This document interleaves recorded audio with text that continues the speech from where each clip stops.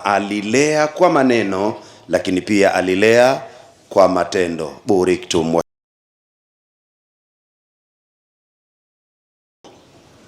La kwanza, pambania maisha yako mwenyewe ya dunia yako na akhira yako. Jukumu lako la pili, watazame, waheshimishe, wathamini wazazi wako.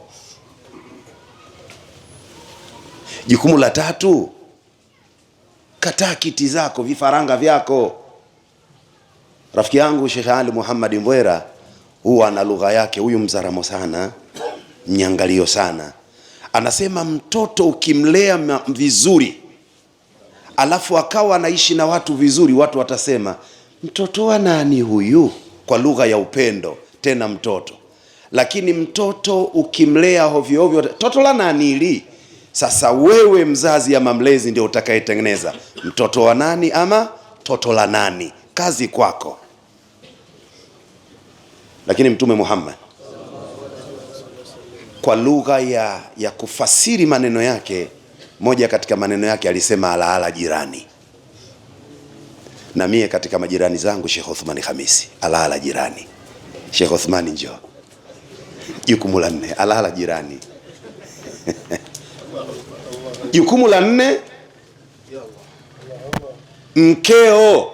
Na nyinyi wazee wa dabodeka, wakezo ni jukumu lako. Unawaandaaje, unawajengaje wake zako wajulikane huyu ni mke wa Muislamu, na kama Muislamu mwenyewe kapanda cheo, huyu ni mke wa wastaz. Maana ukipanda cheo unakuwa wastaz. Na kama mke mwenyewe wa shekhe, ndio kabisa. Lakini pia unamuandaaje mkeo kuwa ndio msingi wa malezi kwenye nyumba yako. Watu wa sheria wanasema idha thabata al-aslu thabata al-faru. Sheikh Uthmani, jukumu lako mkeo ama wake zako. Wa marhaban.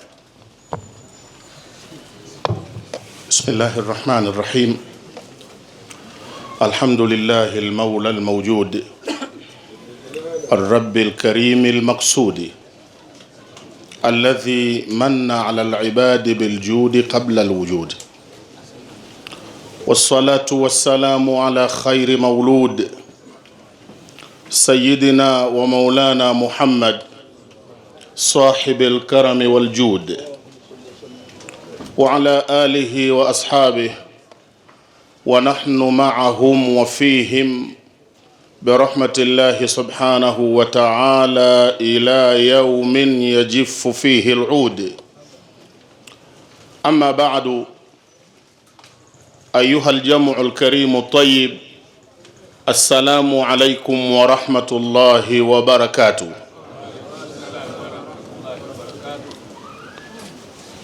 Jukumu langu na jukumu la kila mume kwa mkewe au kwa wakeze linagawanyika sehemu 3, na lazima huyu mume azijue sehemu 3.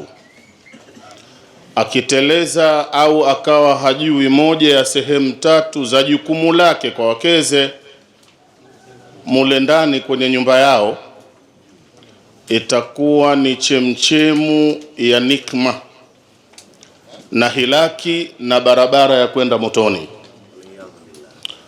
Wa nasallallahu salama. Jukumu la kwanza, badhlu kulli ma fi wus'i min an-nafsi wan-nafis li akuna kafiyan laha biduni al-ihtiyaji ila ghairi. Jukumu langu la kwanza ni kutoa juhudi yangu yote, iwe mali uwe utu, kumfanya yule mwanamke iwe mimi natosha kwake na hahitaji mwingine, iwe natosha mimi. Tuliposomeshwa nahau, kitabu cha al-Allamatul Hariri alisema waqdi qada'an la yuraddu qailuhu birraf'i fima lam yusamma fa'iluhu. Kuna mtu anaitwa katika nahwu naibul fa'ili. natakiwa nimfanye mke wangu, na hiyo ni kwa salama yake na salama yangu, nimfanye aone mimi natosha kabisa. Wa illa ikitokea halal ikawa mimi kwake sitoshi, haraka sana atatokea naibul fa'ili, na naibul fa'ili tabia yake yu'ta jami'u huquqil fa'ili. Atakuja pewa naibul fa'ili majukumu yangu, na atapewa kwa sababu mimi sikusimamia wajibu wangu. Nataka tuelewane vizuri hapa, vizuri tu. Hakikisha yule mkeo kwenye nahia au kwenye janibu ya kula, mlishe vizuri kadra almustataa. Usipomlisha vizuri, kuna naibul fa'ili mtaani anauza chips, na huyo muuza chips umtahadhari sana, kwa sababu mkeo anakwenda pale. Akitoka kwako mkeo hajala vizuri kadiri ya ule uwezo, kuna ule ujinga kidogo, yule mume nyumbani hachelewi kupeleka dagaa wa Mwanza wale kauzu, yeye anatoka kazini kashakula chips kule kamaliza. Naibul fa'ili wa mtaani kwako atakuwa muuza chips.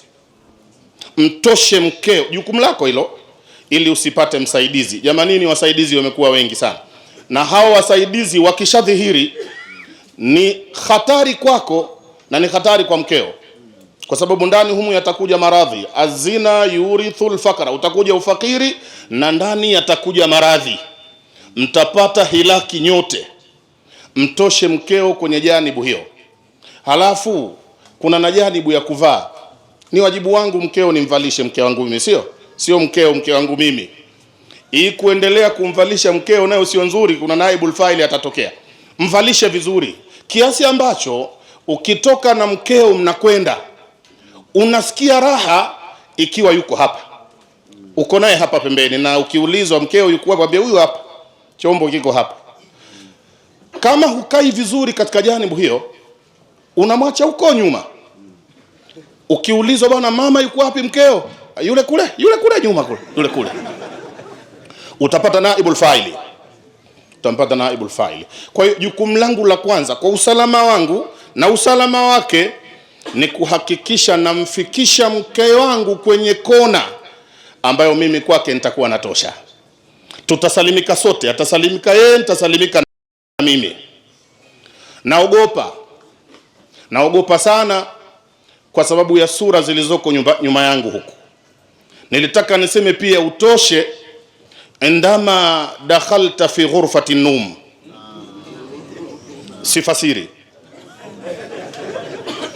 Uwe unatosheleza endama takunani fi ghurfati listirahati, huko na kwenyewe utoshe. Usipotosha huko nako naibul fa'ili huwa anakuja haraka sana, na upande huo ndo mgumu zaidi. Huyo atakuja msaidizi kabla tului alfajri sadiq, na kule nako utoshe. Mtu mmoja hivi wiki iliyopita mtokea Shinyanga, si Mwanza huko, kwa Sheikh Uthmani, Mungu ambarikie, na tulikuwa na Sayyid hapa, Mungu atuwekee. Nimerudi nimekuta tatizo kidogo nyumbani, kuna kesi. Mtu mmoja katika kina mama amekimbilia mahala kwenye sharia ili apate talaka. Niliposikiliza jambo lao, yule mama ananiambia siwezi kusema hapa, ikibidi huyu bwana aondoke, nibaki mimi na wewe tu shekhe basi. Nikamwambia tubaki wawili mama. Anaambia naam, sisemi kwa maana nitakuwa kama namfedhehesha. Nikamwambia sasa nikibaki mimi na wewe ndio umemfedhehesha zaidi, bora awepo hapa. Akanambia huyu bwana Mwenyezi Mungu amemruzuku jembe, lakini halimi huu mwaka wa pili. Kama hujanielewa basi wewe tulia, hayo hayakuhusu. Yani kuna mume hajalima huu mwaka. Kwa asri hii iliyojaa vishawishi vya shetani min kulli makanin, naibul fa'ili haji wa kabla tului alfajr sadiq. Sasa jukumu langu la kwanza kwa mke wangu au wake zangu, an akuna kafiyan laha, niwe mimi namtosha. na mtosha, isifike mahala dharura akawa anahitaji mwingine nisokuwa mimi, kwa sababu ye ataangamia. Atakwenda kwenye ule mlango tulokatazwa kuingia, wala takrabu zina. Huwa asiingie yeye na nisiingie mimi, ili tusifike kwenye mlango ule na tuwe salama kwa maradhi, kwa laana na ufakiri. Nipambane kusimama kwenye jukumu langu, nitoshe, niwe natosha vizuri. Lazima mume aanzie hapo. Ukighafilika hapo, utatusababisha sisi tulobaki pembeni tuanze kusema inna lillahi wa inna ilaihi rajiun. Jukumu la pili, hili ni usalama wangu mimi. Yeye atanisaidia mimi niwe salama, lakini nimsaidie jukumu hilo ili aendelee kunifanya mimi niwe salama. Natakiwa kuwa nimepambana kumtafuta mke afaaye kuwa mke. Laisat kullu imra'atin tasluhu an takuna umman, si kila mwanamke anafaa kuwa mke. Wanawake wako wengi sana, lakini wake wanahisabika. Na hao wake kwa zama zetu, kina mama watanisame, ukianza kumtafuta inabidi utafute betri mpya, utie na tochi na betri mpya. Haya macho tu ya kawaida waweza usimuone siku hizi. Labda hapa Hidaru wako wengi kidogo, tutatembelea kidogo hapa. Sasa umpate afai kuwa mke. Idha fasada al-aslu la yakumu al-bina'u, ukiharibika msingi jengo halikai. Nimtafute huyo mke ili niwe salama, nipate na hiyo nguvu sasa ya kumfanya awe msaidizi wangu kuelekea kwenye pepo ya Allah subhanahu wa ta'ala. Sasa namtafutaje? Ni nani huyo? Niweje? Namkumbuka Nabiullahi Daud alayhi salatu wassalam aliomba dua 4. Aliomba dua, na sisi tusiwache dua hizo sote hapa, tuziombe hizo dua. Alisema kumwambia Mola, Allahumma inni as'aluka qalban khashi'a wa lisanan dhakira wa badanan 'ala al-bala'i sabira wa a'udhu bika min al-mar'ati allati tushayyibuni qabla al-mashibi. Mola wangu nakuomba nipe ulimi unaokutaja.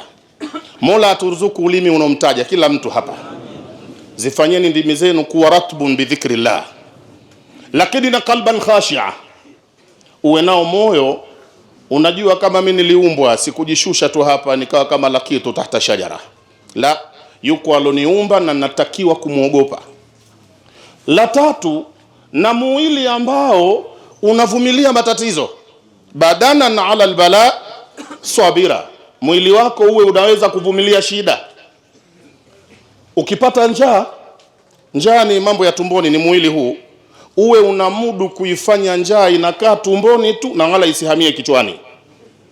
Ukihamishia njaa kichwani, umeshageuka tatizo hapa Hidaru. Wanatakiwa kuondoe kabisa kabla jua halijazama, kama njaa yako imehamia kichwani. Badana na ala albala'i sabira. Na kuna jambo katika alivyokuruzuku Mwenyezi Mungu, uhakikishe jambo hilo halisimami illa baada tamamil iqama. Sifasiri. Sifasiri. Na jambo hilo ni mwili, na lenyewe linaweza kuvumilia shida. Livumilie matatizo. Lisipovumilia hapa Hidaru uondoshwe, na nitamwambia Sheikh Kidago kwamba huyu katika mwili wake hakuna subira. Ninapopakimbilia wa a'udhu bika minal mar'a allati tushayyibuni kabla almashibi, Mwenyezi Mungu nakuomba uniokoe, unikinge, unilinde na mwanamke ambaye ataniotesha mvi kabla ya muda. Watazameni shababu hapa, na baadhi ya watu utaona ajabu sana. Mtu ana miaka 20 sana 30, lakini kichwa kishakuwa cheupe. Kumbe kuna mtu ndani anaotesha mvi moja. Leo 2, kesho 3, kesho 4 zinaota. Na kwa sababu hatupendi uzee, sote hapa hatupendi uzee, hakuna anapenda uzee. Hata hao waliozeeka waulizeni, umewavamia tu ule uzee, wala hakuutaka. Hawakuutaka. Ni ittifaqul alam, dunia nzima hatutaki uzee. Sasa ukitizama kichwani unaona kama mvi, unaona rangi nyeupe, halafu unatafuta kioo unakwenda kukonfirm. Unajaribu kuvuta hivi. Ukivuta unasema naam, hii ni mvi. Halafu unajifariji, Nasema hamna bwana, hizi mvi zetu za ukoo.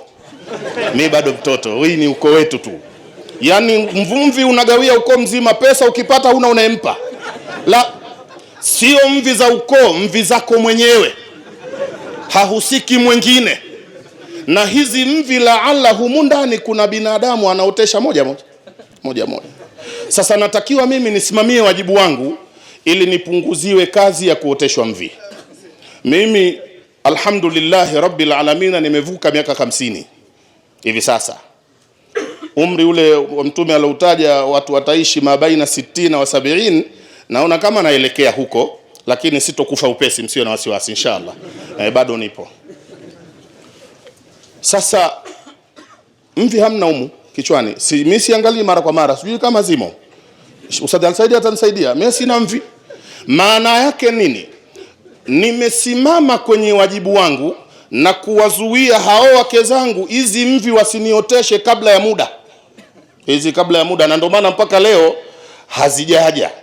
Ikianza leo kuchomoza moja hapo, wala sitoona ajabu, sababu naona kama muda umefika vile, sio? Lakini huku niko salama. Kwa jukumu langu la pili ni kusimamia ada ya huyu mke wangu au wake zangu, basi niendelee kubaki duniani, wasinizeeshe upesi. Wakikuzeesha upesi utafika kwenye marhala ambayo ziko ibada zitakushinda kufanya. Utashindwa mpaka ambayo unawajibikiwa wewe kuyafanya. Uzee sio jambo la mchezo. Uzee, msione hivi uzee. Uzee unakuzuia mambo mengi kweli, na mengine muhimu tu, mengine muhimu sana.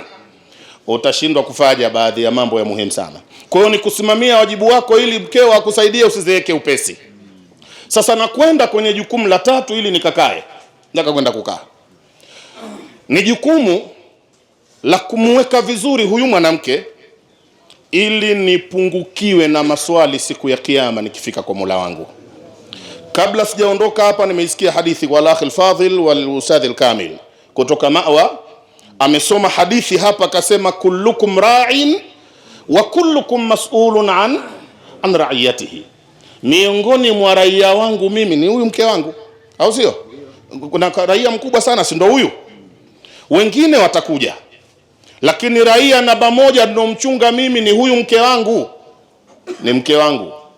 Walipozungumza habari ya malezi ya watoto ambao nao hao ni raia au watoto, lakini unajua baba akikaa na mkewe, baba amekaa na mkewe, mimi nimekaa na mke wangu, tunazungumza au tunasoma baadhi ya aya kwa makamu zote, makamati hapo tunasoma wenyewe. Ukiwa hunielewi basi tunakaa tunasoma. Baba anaposoma zile aya na mkewe, wala usifikiri anakutaka. Wewe utatoka tu kwa kiherere chako, wenyewe wanaburudika tu, sio? Lakini na wewe tena wewe umechomoza, umekuja huku, ndo tumekuja Idaru hapa leo, wala hakukutaka. Baba aliyekutaka ni shekhe. Shekhe alokusomesha ni baba, alikukusudia hasa mimi namtaka huyu mtu, na ndio ukawa mtu. Hawa mabwana wote wamezaliwa hawa na watu wakubwa, wale waliowazaa waliwakusudia hasa mimi namtaka huyu, na ukaweza kupatikana kwa kuwa kakutaka. Lakini baba akianza a'udhu billahi minash shaitani rajim, wewe unatoka tu, wala hukukusudiwa, ni burudani tu inaendelea pale basi. Lakini kwa kuwa raia wangu namba moja ni mke wangu, nijitahidi asinitie kwenye maswali. Kullukum ra'in wa kullukum mas'ulun an ra'iyatihi. Anatakiwa asali na kusali isiwe vita, sio mpaka tupigane ndio atafute mswala, mpaka mke mwingine anageuka tapeli. Kuna visinema humo ndani nyingi tu, akikuona una msimamo, akikuona unatokea utafikiri hul al-aini alivyojiweka safi, kajitia na majuba na kila kitu safi, tapeli tu. Alikuwa anaangalia Waturuki anifa, wahia tantadhiru khurujak. Baada ya muda mfupi ukitoka anarudi kwa Waturuki, taraku kulla shay'in fataraku kulla shay'in. La, isiwe kuvaa hijabu kujihifadhi mpaka anione, nitakwenda ulizwa siku ya kiyama huko. Isiwe kuheshimu wazazi wake. Kuna wanawake wapata mtihani hata wazazi wake kama wake wenzie, wake wenzake maskini, halafu anatia kampeni na wewe upate moto mwingine kwa wazazi wako. Anakuingiza motoni, hataki wazee wako. Mmoja kaambiwa na mkewe Mikocheni, mtu simtaji lakini ni Mikocheni. Kaambia, mume wangu, kwa hisani yako leo chagua moja kati ya mawili. Ukimchagua mama yako leo, mimi natoka hapa, utabaki na mama yako humu ndani, na kama unanitaka mimi, unanipenda mkeo, mama yako atoke humu leo ndani. Chagua moja kati ya mawili. Le bwana akamwangalia, akamwambia, nimechagua vitu viwili. Nimechagua kwanza nikutie makofi alafu ndio utoke. Kwa ikhtiyari hii utakiwi kutoka bure bure. Kwanza na kuweka vibao alafu sasa ndio utoke. Ikhtartu ummi, nimemchagua mama yangu. Sasa haya yasipotizamwa na ukasimama vizuri kwenye wajibu wako, huyu mwanamke anakuandalia maswali siku ya kiyama, ukajibu kullukum ra'in wa kullukum mas'ulun an ra'iyatihi. Wassalamu alaykum wa rahmatullahi wa barakatuh.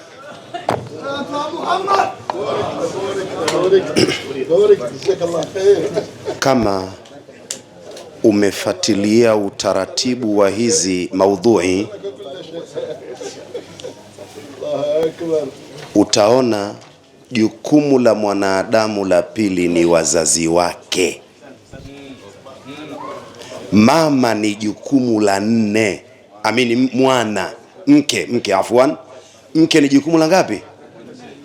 Katika jumla ya shida hii aliyogusa Sheikh Uthman bin Khamisi, imamu msaidizi wa msikiti wa Mtoro, mjumbe wa baraza la mashekhe mkoa wa Dar es Salaam, jirani yake Mziwanda. Yani huyu ndio Abdullah ibn Mubaraka wangu, jirani yangu. We jirani yako nani? Mbwera upo? Wesi jirani yako nani? Kuna Mtume Sokwe kule, ndio jirani yake Sheikh Mbwera.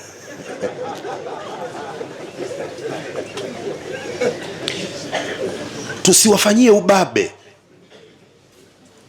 tuwaelimishe wanawake wajue nafasi za wazazi. Ndio jirani mwema tu.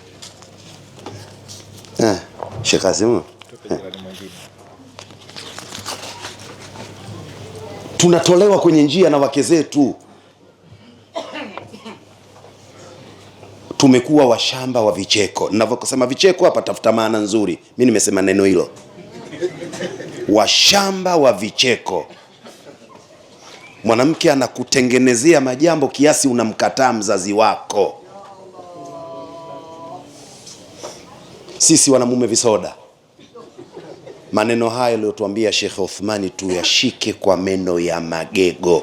Mama ana thamani kubwa sana. Lakini kuna kitu kakisema,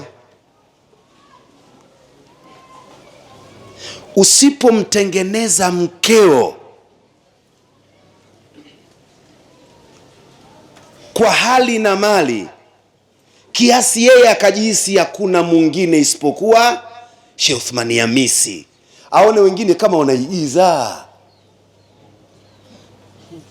na hata kama umetoka anatafuta nguo yako chafu ananusa, yani kile kikwapa yeye anasikia raha. Sheikh hayupo, ustazi hayupo, anasikia raha kama ugoro. Sala ala nabi. Akasema Sheikh Uthmani, usipoyatengeneza haya karibikiwa yeye na wewe. Akapachika maneno, habari ya wataalamu wa mustalahul hadith, mimi siendi. Azina yurithul faqr. Hapa ndo nilipotaka kuchangia hapa, kuchomekea, sio kuchangia, afwan, kuchomekea. Zina inarithisha, inaleta kwa wenye tabia hiyo ufakiri, ukata, Kiswahili sanifu. Sasa ufakiri uliokusudiwa hapa upo namna mbili. Kuna faqru malin wa faqru halin. Tena mimi nasema afadhali ya faqru mali kuliko faqru hali. Wapenda zinaa wengi kwa akili kazi imefyatuka hivi kidogo. Yani anaweza akafanya kazi kubwa, ila anazozipata akumbuki mkewe wala wanawe, anakumbuka kuonga.